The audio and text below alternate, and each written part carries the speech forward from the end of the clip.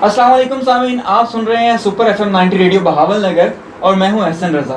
जैसे कि आज 5 मई है और दमे का आलमी दिन मनाया जा रहा है, इस हवाले से आज हमारे साथ मौजूद होंगे डॉक्टर फैसल हबीब साहब। इनसे हम पूछेंगे कि ये दिन क्यों मनाया जाता है और इसकी अहमियत क्या है।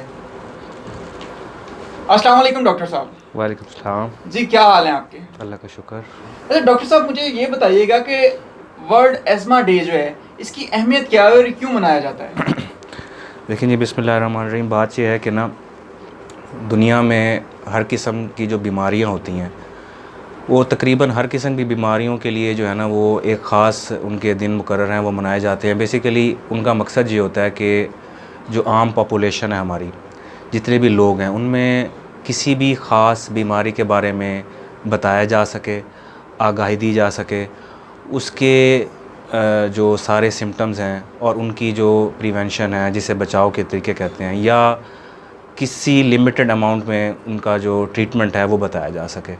तो ये बेसिकली हमारी आम पॉपुलेशन में एक आगाही की एक चीज़ होती है, जिसमें हम आम पॉपुलेशन को बताते हैं कि ये क्या है बीमारी और उसके लिए बचाव के लिए हमें क्या आगे उसके इक़दाम करने चाहिए। ये इसीलिए जो है ना वर्ल्ड एस्थमा डे भी इसी तनाजुर में मनाया जाता है कि जिस तरह बाकी डेज़ मनाए जाते हैं, कि ताकि हम आम पॉपुलेशन को बता सकें कि ये किस तरह जो है ना ये बीमारी मतलब इंसान को अफेक्ट करती है, इसके प्रिवेंशन के क्या तरीके हैं और इससे हम किस तरह इससे हम बच सकते हैं। सही।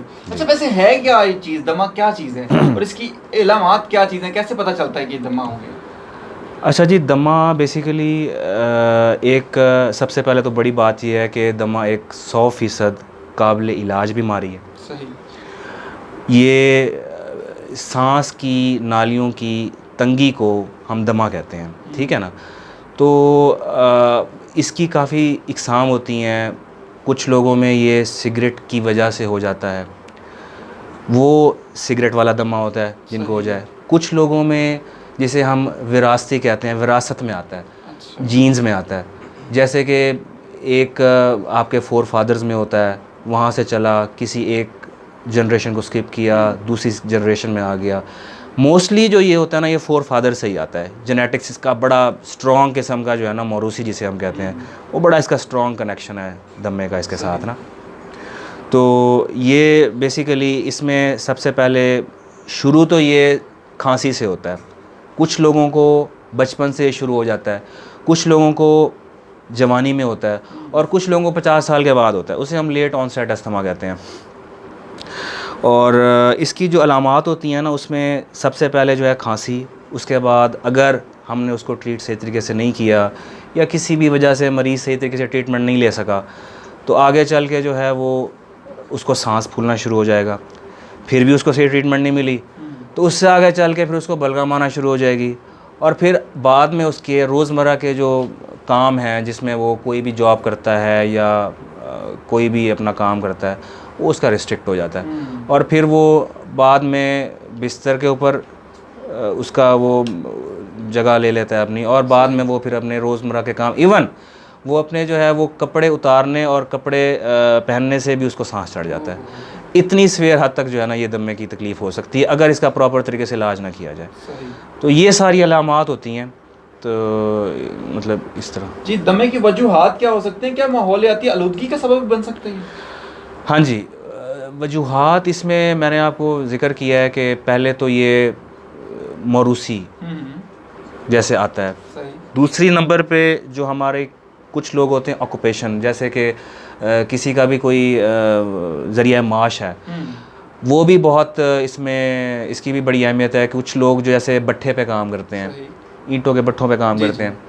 हमारा उर्फ़ आम है कि सिर्फ़ और सिर्फ दमा जो होता है ना, या तो वो मौरूसी है या फिर जो सिगरेट पीता है उसको हो सकता है। ऐसा नहीं है। माहौलियाती जैसे आपने बताया, जैसे कि आजकल अभी तो कोरोना की वजह से जो है ना काफ़ी माहौलियाती आलूदगी कम हो गई है बाहर, लेकिन ये काफ़ी हद तक बढ़ चुकी थी, जिसकी वजह से ये आलूदगी ज़्यादा होने की वजह से दमे के शिकार हो रहे थे मरीज़।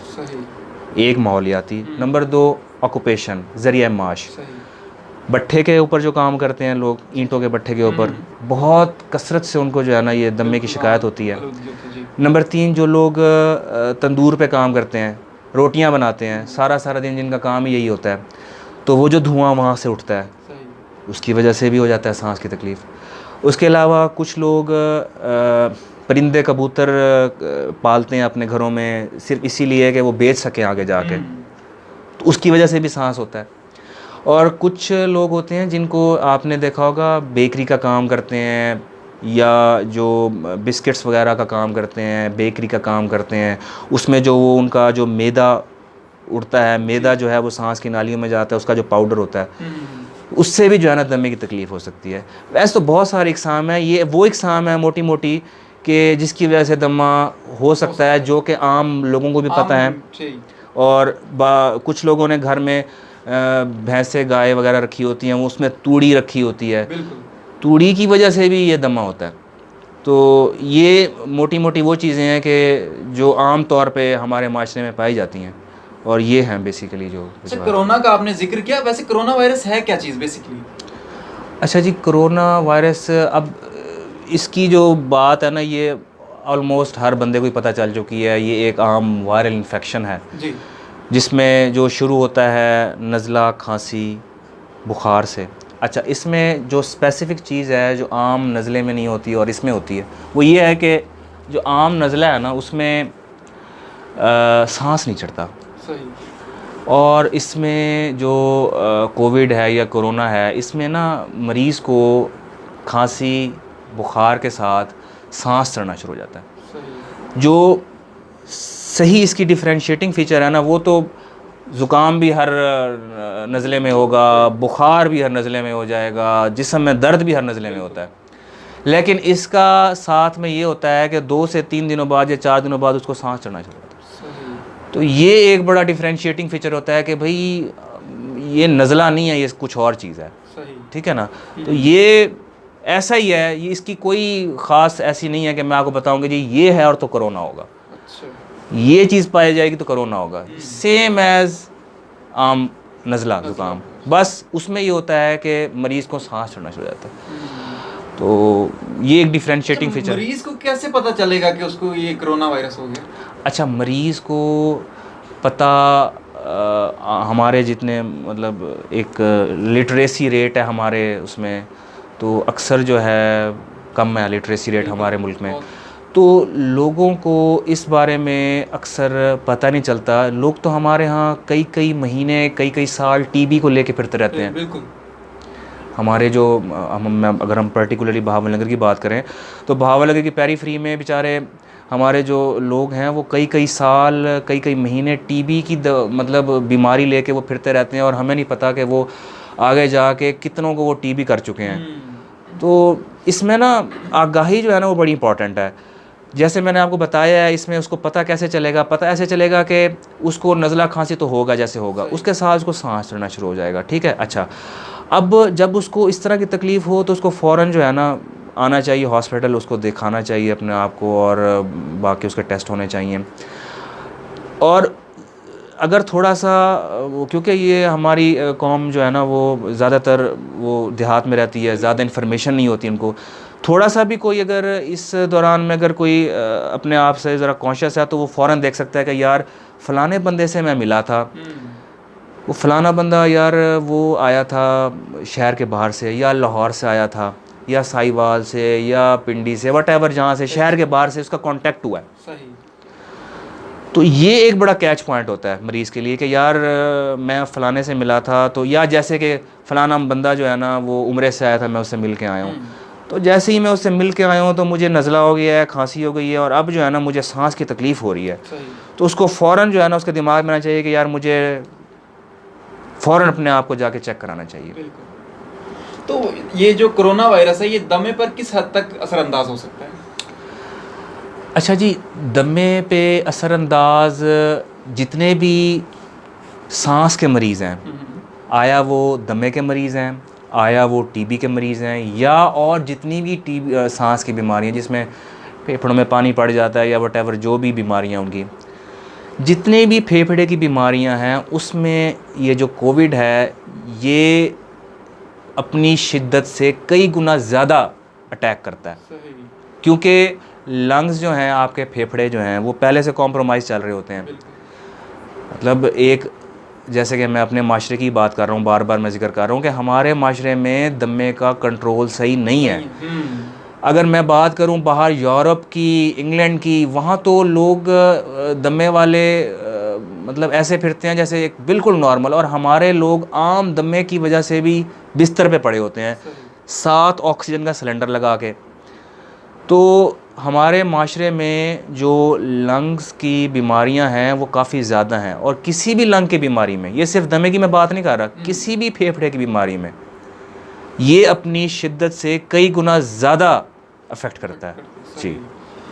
जी सामिन, ये सुना आपने, कोरोना के हवाले से भी हम गुफ्तगू कर रहे हैं और साथ साथ दमे के हवाले से भी कर रहे हैं। मजीद गुफ्तगू को आगे बढ़ाएंगे। यहाँ पर वक्त हुआ एक कमर्शियल ब्रेक का, ब्रेक के बाद वापस आएंगे, हमारे साथ रहिएगा। जी सामिन मोहतरम, एक बार फिर से खुशामदीद कहते हैं। हम आज बात कर रहे हैं जी वर्ल्ड एस्मा डे यानी कि दमे के आलमी दिन के हवाले से। तो हमारे साथ मौजूद हैं डॉक्टर फैसल हबीब साहब। अच्छा डॉक्टर साहब, बच्चों के लिए कोविड-19 वायरस जो है कितना ख़तरनाक है? इसमें जी ये है कि ना, जितनी भी एक्सट्रीम ऑफ एजेस हैं, एक्सट्रीम ऑफ एजेस का मतलब ये है कि उम्र की इंतहा, चाहे वो ऊपर वाली साइड पे हो या नीचे वाली साइड पे हो, जैसे कि 50-60 साल से ऊपर या बच्चों में 12 साल से नीचे, इनमें ना सब में क़ुव्वत मुदाफ़त काफ़ी कम होती है। तो जिसमें क़ुव्वत मुदाफ़त कम है ना, तो उनमें ये सिर्फ बच्चों की हम बात करना यहाँ पे ठीक नहीं होगा। यहाँ पे हम अगर ये यूँ होता कि बूढ़ों में कितनी है, तो ये वैसे अगर पूरी दुनिया में देखा जाए ना, तो ये बूढ़ों को ज़्यादा अफेक्ट किया है कोविड ने एज़ कम्पेयर टू बच्चे। अच्छा, बच्चों को अफेक्ट इसीलिए भी नहीं हुआ कि जो हमारे जो बूढ़े हैं उनमें कोमॉर्बिड, मतलब ये है कि उनमें दूसरी बीमारियां भी हैं, जैसे कि ब्लड प्रेशर भी है उनको साथ में, उनको साथ में शुगर भी है, ठीक है ना। तो वो ज़्यादा इसलिए अफेक्ट होते हैं कि उनको साथ में कोई और बीमारी भी चल रही होती है। अच्छा, अगर हम बच्चों और बूढ़ों का कंपैरिजन करें, पहली बात तो ये कि दोनों एक्सट्रीम ऑफ एजेस, दोनों तरफ जो इंतहा है उम्र की, उसमें दोनों में सेम। अच्छा, अगर हम इन दोनों ग्रुप्स को निकाल लें, बच्चों को और बूढ़ों को, तो ज़्यादा बूढ़ों को किस लिए ज़्यादा? क्योंकि उनमें साथ में और बीमारियाँ भी चल रही होती हैं। बच्चों में क्यों कम? क्योंकि उनके अंदर दूसरी शुगर की इंसिडेंस बच्चों में कम है, ब्लड प्रेशर नहीं देखा गया, ठीक है ना, बाकी चीज़ें भी नहीं हैं, बाकी स्ट्रोक जो मतलब फालिज है वो नहीं है, गुर्दों की बीमारियाँ हैं वो नहीं है। हाँ, बच्चों में जिनमें हैं उनमें फिर वही कंपैरिजन आपका बड़ों वाला आ जाता है, 60 साल से ऊपर वालों का, ठीक है ना। तो एक्सट्रीम ऑफ एजेस जो आपका सवाल है उसमें यही होगा कि एक्सट्रीम ऑफ एजेस, ठीक है, दोनों होंगे, और दोनों में ज़्यादा बूढ़े होंगे, और बूढ़ों में भी वो लोग जिनको साथ में कोई ना कोई बीमारी होगी। जी। अच्छा, दमे का मरीज़ किस उम्र में ज़्यादा होता है? क्या ये बच्चों में भी हो सकता है? अच्छा, दमे का जी मर्ज़ इसकी कोई उम्र नहीं होती। ये मैंने आपको पहले जो आपके सवाल थे उस पर मैंने आपको बताया कि ना, जिसमें मौरूसी होगा तो वो तो बहुत सारे बच्चों को पैदा होने के साथ ही मसाइल शुरू हो जाते होते हैं, और अक्सर वो जाते हैं, मतलब चेक करवाते हैं, तो अक्सर उनको कहा जाता है कि जी ये जब 12-14 साल का होगा तो ये खुद ब खुद ठीक हो जाएगा। This is not the solution कि उसको कहा जाए कि 12 साल का होगा तो ठीक हो जाएगा। क्यों भाई? मतलब अब क्या है, बिल्कुल, मतलब अब ये तो नहीं हो सकता कि माँ बाप जो है ना वो 12 साल उसका इंतज़ार करें ठीक होने का, और 12 साल अगर उसका कंट्रोल ना हुआ तो दमा भी परमानेंट रहने के बाद उसकी वैसी शक्ल हो जाती है जैसे कि सिगरेट वाले दमे की शक्ल हो जाती है। सिगरेट वाले दमे में जो है ना प्रॉपर नालियाँ सिकुड़ कर सख्त हो जाती हैं, और वो हमारी ट्रीटमेंट को रिस्पॉन्ड नहीं करती, वो हमारी ट्रीटमेंट को, उसका असर नहीं होता हमारी ट्रीटमेंट का। अच्छा, अब बच्चों में जो है वो अगर उसकी ट्रीटमेंट ना की जाए तो 12 साल ट्रीटमेंट आप बच्चे की ना करें तो उसका रिस्पॉन्स उसकी सांस की नालियों का वैसे ही आता है कि बार बार वहाँ इन्फेक्शन हो के, और सांस की नालियाँ जो है ना परमानेंट तौर पे तंग हो जाती हैं, फिर हमारी दवाइयाँ असर नहीं करती उसको। तो इसका इलाज from the very first day करना चाहिए, इसका इलाज है और लाजमी करना चाहिए। हमें 12 साल या 14 साल किसी बच्चे के मतलब बड़े होने का, ये बात ठीक है उनकी, जो ये लोग कहते हैं कि 12 साल 14 साल की उम्र में ठीक हो जाता है, वो 12-14 साल की उम्र में ठीक होने का, और अच्छा ये 100% भी ठीक नहीं होता 12-14 साल में, कुछ उसकी परसेंटेज 12-14 साल में ठीक होती है, लेकिन बाकी रह जाती है। अब आप ये कौन बताएगा उनको कि जी ये भी गारंटी नहीं है कि 12 साल की उम्र में ठीक हो जाएगा, 12 साल की उम्र के बाद भी रह सकता है। फिर हम इलाज शुरू करेंगे, नहीं, ये पहले दिन से ही काम होना है। बिल्कुल। अच्छा, ये आपने सिगरेट की बात की कि सिगरेट से भी दमा हो सकता है, तो आजकल मैंने खुद ऑब्जर्व किया कि बच्चे बहुत ज़्यादा स्मोक करते हैं, तो उनको भी क्या इसकी इलामात हो सकती हैं? अच्छा जी, बच्चों को जो हमारा क्लिनिकल एक्सपीरियंस है ना, उसमें ये है कि ना जो सिगरेट वाला, खसूसी सिगरेट वाला दमा जो है, वो एटलीस्ट उसको डेवलप होते होते कम से कम 20 साल लगते हैं, 15 से 20 साल। अच्छा, और सिगरेट की मिकदार पे डिपेंड करता है ये बहुत ज़्यादा, ठीक है ना। सिगरेट किस मिकदार में पी है और कितने अरसे तक पी है, इसकी बड़ी इंपॉर्टेंस है। ये आजकल स्कूल में, कॉलेजेस में जो है वो शौकिया तौर पे सिगरेट पीते हैं। ज़ाहिर बात है, नो डाउट कि ये बहुत गलत बात है, लेकिन अगर किसी को मौरूसी तौर पे बच्चे को पहले से है तो सिगरेट अगर उसने पीना शुरू कर दी है तो वो मसला उसको नमूदार हो जाएगा। अच्छा, पहले से चल रहा है तो उसका वो मसला दमा ही बढ़ जाएगा, ठीक है। तो बच्चों में उसी वक्त सिगरेट वाला दमा होगा। इसमें एक ख़ास किस्म की एक टर्म यूज़ होती है, उसमें एक एंजाइम होता है, वो कम हो जाता होता है। अब वो मैं उसका नाम लूँगा तो समझ नहीं आएगी, लोग फिर उसके सर्चेस में पड़ जाएंगे, और फिर और मतलब एक ख़ास चीज़ होती है, उसकी डेफिशिएंसी से भी मतलब जवानी में सिगरेट वाला दमा हो जाता है। तो वो एक अलग टर्म होती है, वो एक अलग उसका प्रोसीजर होता है सारा। अच्छा, दमे के लिए कौन कौन सी अद्वियात ज़्यादा मुफीद हैं और क्या दमे के मरीज़ को नेबुलाइज किया जा सकता है? अच्छा जी, दमे का जो मरीज़ है, जहाँ तक नेबुलाइजेशन, अच्छा पहले आपने बताया कि कौन कौन सी अद्वियात जी। अच्छा जी, अद्वियात का जहाँ तक ताल्लुक़ है ना, तो ये बहुत एक बड़ा टॉपिक है। इसको मुख्तसर मैं यही कहूँगा कि ना, इसका जो ट्रीटमेंट है ना, वो सही ट्रीटमेंट पूरी दुनिया में इनहेलर्स का इस्तेमाल है। अच्छा, अब हमारी जो हमारे लोग हैं, हमारा माशरा है ना, उसमें एक बड़ा स्टिग्मा पाया जाता है कि यार ये इनहेलर जो है ना, ये कोई, इसमें कोई पता नहीं कोई चर्स मिली हुई है, या इसमें कोई हफीम है, या इसमें कोई नशा है कि एक दफ़ा डॉक्टर ने लिख दिया तो ये लग जाएगा। हम जब भी लिखते हैं तो अगला सवाल यही होता है कि डॉक्टर साहब इनहेलर नहीं तो ना हमें कोई ऐसी चीज़ दें कि जो बस गोलियां हो तो हम खा लें। आपको मैं इसकी मिसाल ऐसे ही देता हूँ कि ना, अगर फ़र्ज़ करें आपको यहाँ पे कोई ज़ख़म हो गया है, तो हम ज़ख़म के लिए मरहम लगाते होते हैं, ना कि उसके लिए दवाइयाँ खाएं। अच्छा, दवाई जो हम खाएंगे ना, तो उसका साइड इफ़ेक्ट आएगा सर के बाल से लेकर पाँव के नाखून तक। अच्छा, मरहम का साइड इफ़ेक्ट जो भी होगा यहीं पे ही रहेगा। सही। तो इनहेलर की भी जो मिसाल है वो इसी तरह की है। इनहेलर लेते हैं ना जब हम, तो उसका इफ़ेक्ट सिर्फ़ और सिर्फ सांस की नालियों पे होता है। सही। ठीक है, वो एक मरहम का काम करती हैं कि जहाँ पे बीमारी है उसी को ही ठीक किया जाके। अच्छा, अब जो गोलियां हैं जो आम सबको दी जाती हैं, जो एक रूटीन चल रहा है गोलियों पे, पूरी ज़िंदगी लोगों ने गोलियों पे गुजार दी। बिल्कुल।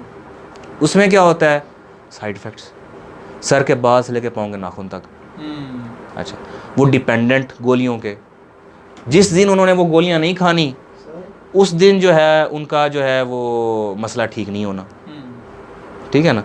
तो बात यह है कि इसका जो सही इलाज है ना, वो इनहेलर्स का इस्तेमाल है। अच्छा, और इनहेलर्स ये नहीं कि आप चले जाएं ऑन द काउंटर मेडिसिन, भाई स्टोर वाले को कहा यार इनहेलर चुक दे सानू, उसने उठा के इनहेलर दे दिया, आपने आकर शुरू कर दिया। ऐसा नहीं है, 20 किस्म के इनहेलर हैं। ठीक है, सवेरिटी के हिसाब से इनहेलर लिखे जाते हैं कि इसको कौन सा इनहेलर लिखना है। बाज़ औक़ात हमें इनहेलर्स कंबाइन करके देने पड़ते हैं, उसकी डोजेज कैलकुलेट करनी पड़ती है। तो प्रॉपर तरीके से आप एक एडवाइस कराएंगे कि कौन सा इनहेलर आपकी बीमारी में चाहिए, आया चाहिए भी सही या नहीं। सही। बाज़ औक़ात लोग ज़्यादा ओवर एफिशिएंट होके और इनहेलर्स प्रेस्क्राइब कर देते हैं, हालांकि उसको इनहेलर की ज़रूरत नहीं होती। वो घरेलू खुद नुस्खे बनाना शुरू कर देते हैं। घरेलू नहीं कहेंगे, घरेलू कभी कोई इनहेलर इस्तेमाल नहीं करता, अक्सर on the counter medicine, counter पे जाके खुद ही लेंगे। अक्सर ऑन द काउंटर मेडिसिन जी। ਅਸੀਂ ਗਏ ਸੀ ਫਲਾਣਾ ਸਟੋਰ ਵਾਲਾ ਸੀ, ਉਹਨੇ ਸਾਨੂੰ ਇਹ ਪੰਪ ਚੁੱਕ ਕੇ ਦੇ ਦਿੱਤਾ ਤੇ ਅਸੀਂ ਇਸਤੇਮਾਲ ਕੀਤਾ ਤੇ ਅਸੀਂ ਸਾਨੂੰ ਤੇ ਕੋਈ ਫਰਕ ਨਹੀਂ ਪਿਆ। ਬਈ ਤੈਨੂੰ ਜ਼ਰੂਰਤ ਨਹੀਂ ਸੀ, बिल्कुल ਤੈਨੂੰ ਕਿਹਨੇ ਚੁੱਕ ਕੇ ਦਿੱਤਾ? ਤੂੰ ਕਿਸੇ ਡਾਕਟਰ ਕੋਲੋਂ ਪੁੱਛਿਆ? हाँ। तो यानी कि डॉक्टर का मशवरा इसमें बहुत ज़रूरी है। अच्छा, नेबुलाइज किया जा सकता है दमे के मरीज़ को? अच्छा जी, नेबुलाइज का जहाँ तक हिसाब वो है ना, जो मामला है, पूरी दुनिया में नेबुलाइजेशन डिस्करेज की जाती है। जहाँ भी ये नेबुलाइजेशन की जाती है इसको हम डिस्करेज करते हैं कि नेबुलाइजेशन ना करें, ठीक है ना।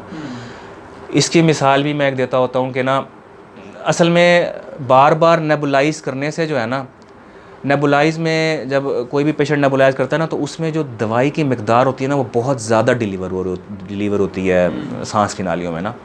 और जब हम इन्हेलर्स देते हैं ना, उसमें बहुत कैलकुलेटेड अमाउंट होती है, माइक्रोग्राम्स में होती है, मिलीग्राम्स में नहीं होती। मिलीग्राम्स का भी कम हिस्सा माइक्रोग्राम्स में, क्योंकि सांस की नालियों को माइक्रोग्राम्स में चाहिए होती है, ठीक है। अब इन्हेलर क्या होता है? इन्हेलर की जितनी भी है वो भी माइक्रोग्राम्स में है, लेकिन उसकी अमाउंट ज़्यादा है। वो ऐसा समझें कि नेबुलाइजेशन में ना हमने एक चूंटी को गोली से मारना है, सही। हम चूंटी को गोली से मार रहे हैं, ठीक है ना। सही। तो हमने कम मिकदार की छोटी सी चीज़ है, उसको छोटी सी डोज से देनी है, हमने शुरू करना है। तो हमने हाँ, तो नेबुलाइजेशन हमें हमेशा डिस्करेज की जाती है, क्योंकि वो एक रेजिस्टेंट अस्थमा, वो दमा कि जिसको हमारी अपनी रेगुलर मेडिकेशन रेस्पॉन्ड नहीं करती, उसका फ़ायदा नहीं होता, वो एक पैदा कर देती है सिचुएशन। ज़्यादा नेबुलाइजेशन का इस्तेमाल, हाँ नेबुलाइजेशन का इस्तेमाल करना चाहिए जब डॉक्टर रिकमेंड करे। कुछ लोगों ने नेबुलाइजेशन मशीन ही घर लेकर रखी हुई है, थोड़ा सा मसला हुआ नेबुलाइजेशन कर ली, थोड़ा सा मसला हुआ फिर उनको इतनी आदत हो जाती है उस नेबुलाइजेशन की कि फिर उनको जो प्रॉपर ट्रीटमेंट है, जो कि इन्हेलर फॉर्म में है, जो मेडिकेशन में है, वो असर ही नहीं करती। बिल्कुल सही। जी सामीन, आज हम बात कर रहे हैं दमे के आलमी दिन के हवाले से। इस वक्त टाइम हुआ एक छोटी सी कमर्शियल ब्रेक का। ब्रेक के बाद हम वापस आएंगे, हमारे साथ रहिएगा। एक बार फिर से खुश आमदीद। आज हम बात कर रहे हैं वर्ल्ड एज़मा डे, यानी कि दमे के आलमी दिन के हवाले से। तो डॉक्टर साहब, मेरा अगला सवाल आपसे ये है, क्या दमा एक मरीज से दूसरे मरीज में मुंतकिल हो सकता है? जी, दमा एक या जितनी भी सांस की बीमारियां हैं जिसमें जो दमा या उसकी इकसाम है, उनमें से कोई भी बीमारी ऐसी नहीं है जो एक से दूसरे में मुंतकिल हो सके। ये बड़ा एक कॉन्सेप्शन है हमारे जो सोसाइटी है ना, कि जी मुझे दमा है तो मैं अपने बच्चे को फीड करा रही हूँ, माओं के लिए होता है, तो क्या उसको, ऐसा बिल्कुल नहीं है जी। हम एक साथ खा सकते हैं जी, बिल्कुल खा सकते हैं। और ये कहीं मुझे बीमारी है, मेरे बच्चों को ना हो जाए, मेरी मिसिस को ना हो जाए, या घर में किसी को, ऐसा कुछ भी नहीं है। ये एक वाहिद बीमारी है कि जो एक से दूसरे को नहीं लगती, बिल्कुल भी इसका कोई ताल्लुक नहीं है कि ये ट्रांसफ़र हो सके। सही। हाँ जी। अच्छा, मेरा अगला सवाल ये है कि अगर दमे के मरीज़ को कोरोना हो जाए तो क्या दमे की अद्वियात जारी रखनी चाहिए? पहली तो बात यह है कि कोरोना अगर हो गया है तो उसको हमारे पास तो पाकिस्तान में कोरोना के ऐसे मरीज़ हैं कि जिनको कोई अलामत ही नहीं है। सही। ठीक है ना। तो जिसको अलामत नहीं है वो अपनी चीज़ें पूरी तरीके से जारी रखे, ठीक है। और जहाँ तक ताल्लुक़ है उसका, अगर कोई मसला सीरियस हो जाता है, जैसे कि दमा ज़्यादा हो जाता है या उसको सांस की तकलीफ़ ज़्यादा हो जाती है कोरोना की वजह से, तो फिर उसमें ये होता है कि डॉक्टर अपनी इंटरवेंशन करते हैं, और अपनी इंटरवेंशन करके और उसको थोड़ी सी मॉडिफाई करते हैं, उसकी डोज़ दमे की, इन्हेलर्स की, मेडिकेशन की, वो अपने हिसाब से करते हैं। लेकिन जब तक उसको कोई भी आसार नहीं है कोविड के या कोरोना के, तो वो अपनी दवाई प्रॉपर तरीके से जारी रखे। हाँ जी। दमे के मरीज़ में अद्वियात का मुसलसल इस्तेमाल कितना ज़रूरी है? इसमें जी मुसलसल इस्तेमाल ही ज़रूरी है, और डॉक्टर की तजवीज़ के बगैर इलाज का ना छोड़ना, ये दोनों चीज़ें, ये एक ऐसा समझें कि एक रास्ता है जिससे जो है ना आप इससे छुटकारा ले सकते हैं। मतलब आप एक नॉर्मल तरीके से ज़िंदगी गुजार सकते हैं। अक्सर हमारे लोग ऐसे करते हैं, हमारे पेशेंट्स ऐसे करते हैं कि वो जैसे ही हम ट्रीटमेंट स्टार्ट कराते हैं ना 2-4 दिनों में वो ठीक हो जाते हैं कि अगर आपकी तशख़ीस ठीक है और अगर आपने दवाई ठीक दी है तो वो माशाल्लाह ठीक हो जाते हैं। जैसे ही वो ठीक होते हैं 5-6 दिन दवाई छोड़ देते हैं, दवाई या छोड़ते हैं और फिर उनको मसला शुरू हो जाता है। तो हम हर मरीज़ को कहते हैं कि जी हमारे से पूछे बगैर, हमसे मशवरा किए बगैर अपनी दवाई नहीं छोड़नी, और जिन दिनों में वो बिल्कुल नॉर्मल है उन दिनों में भी लाजमी आपने दवाई इस्तेमाल करनी है। बिल्कुल सही। अच्छा, मरीज़ कुछ ऐसे भी होते हैं कि जी 2 दिन दवाई यूज़ की है, उसके बाद किसी और डॉक्टर के पास चले गए, जी हमें तो आराम ही नहीं आया, हम किसी और से चेक करवा लेते हैं। देखिए ये हमारे ना मरीज़ का बुनियादी हक़ है, हमारे लोगों का बुनियादी हक़ है। अगर उसको किसी एक डॉक्टर से वो सेटिस्फेक्शन नहीं आ रही या उसको लग रहा है कि भाई मैं सेटिस्फाइड नहीं हूँ, तो वो ये जहाँ तक बात है वो दूसरे के पास जा सकता है, उसको जाना चाहिए जब तक उसकी सेटिस्फेक्शन नहीं होती। ये हर बंदे का एक बुनियादी हक़ है। अच्छा, जहाँ तक ये मामला है कि दूसरे के पास जाते हैं वो ज़रूर जाएं, लेकिन जिसके पास भी जाएं फिर कम से कम किसी भी डॉक्टर के पास उसकी प्रॉपर तरीके से दवाई इस्तेमाल करें। तो ये कि भाई 2 दिन की दवाई के साथ असर नहीं हुआ तो उन्होंने छोड़ दी या किसी चेंज कर ली, तो उसका तो मिसाल ऐसी है कि अगर एक किसी खाने को कोई एक भी खाना हो उसको 4 कुक बनाए तो वो कैसा बनेगा? डिफरेंट है। तो खाने को सिर्फ एक ही बंदा बनाएगा तो वो अच्छा बनेगा। अगर खाने को 4 बंदे बनाएंगे तो कोई अपनी मर्ज़ी के नमक डालेगा, कोई अपनी मर्ज़ी का गरम मसाला डालेगा, ठीक है, तो वो एक खिचड़ी बन जाएगी। सही। अच्छा, मुझे ये बताइए, क्या दमे का इलाज मुमकिन है? इस सवाल खैर हमने पहले किया भी, आपने जवाब इसका दिया है, लेकिन अच्छा जी, इलाज इसका 100% है, लेकिन ये मैं इसमें कुछ ऐड करना चाहूँगा आपके सवाल में। वो ये है कि हमसे पेशेंट्स पूछते हैं कि ना क्या ये मुस्तकिल ख़त्म हो जाएगा? इसकी मिसाल ऐसे ही है कि मैं किसी डॉक्टर के पास जाऊँ, उसको मैं ऐसे कहूँ कि यार डॉक्टर साहब मुझे कोई ऐसी दवाई लिख दें कि आज के बाद मुझे बुखार ना हो, मेरी 40 साल उम्र है, तो अगले 10 साल या 20 साल जितना भी मैं ज़िंदा हूँ, तो कोई ऐसी दवाई नुस्खा दे दें जिससे मुझे ना आज के बाद बुखार ना हो, या कोई ऐसी दवाई लिख दें कि आज के बाद मैं वो खा लूँ और मुझे सर का दर्द नहीं होना चाहिए पूरी ज़िंदगी। तो इसकी मिसाल भी ऐसे ही है। जादू की छड़ी की। इसकी मिसाल भी दमे की ऐसी ही है कि कोई हमें कहते हैं कि जी ये हमें मुस्तकिल ख़त्म कर दें, तो ये दमे का 100% इलाज है। लेकिन दमा हमेशा हम कहते हैं कि ये एक कंट्रोल होने वाली बीमारी है, मतलब कि अद्वियात के साथ आप ऐसे ज़िंदगी गुजारेंगे जैसे आम लोग गुजार रहे हैं, आपको पता ही नहीं होगा कि यार मुझे ये बीमारी है भी सही। लेकिन अगर आप प्रॉपर इलाज करके, एक दफ़ा हमारे पास पेशेंट आता है, डायग्नोज होता है, तशख़ीस होती है, हम ट्रीटमेंट शुरू करते हैं। अच्छा, अब वो ठीक हो जाता है, उसके बाद खुद अपनी मर्ज़ी से छोड़ देता है, ये यहाँ पे एक मसला आ गया। अच्छा, उसके बाद फिर क्या होता है, अगले साल फिर वो हमारे पास आता है कि डॉक्टर साहब पिछले सफ़ा आया था तो मैंने तो 2 महीने ली थी दवाई, ठीक हो गया था, अब दोबारा से हो गया मुझे, तो अब क्यों हो गया? कि भाई आपने सही तरीके से इसका इलाज नहीं किया, जैसे हमने बताया वैसे नहीं किया। अच्छा, अगर हमारे बताने पे हम जैसे करते हैं उससे पूरी तरीके से जो आपका दमा है वो कंट्रोल हो जाता है।